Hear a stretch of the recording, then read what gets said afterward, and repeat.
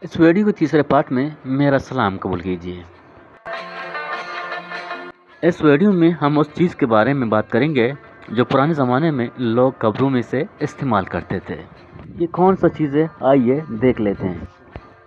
کہتے ہیں یہ جانوروں کا ایک چارہ ہے، جیسے گائے، بکرا، بکری، گدھا، گدھی، کوئی جانور اسے کھا سکتا ہے۔ اس کے ساتھ ساتھ پرانے زمانے میں یہ قبر میں یوز کیا جاتا تھا، قبرستان میں جہاں قبر کھودا جاتا تھا، اس کے بعد پتھر کے ساتھ اس کو، جب پتھر کی وہ سوراخ ہوتی تھی، سوراخ کو بند کرنے کے لیے اس ندک کو یوز کیا جاتا تھا۔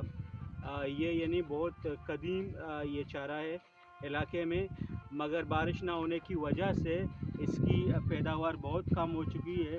آج ہم گھروں کے نزدیک کے پہاڑوں کے اوپر ہیں، یہاں ہمارے کو پھر یہ ندک دکھائی دیا۔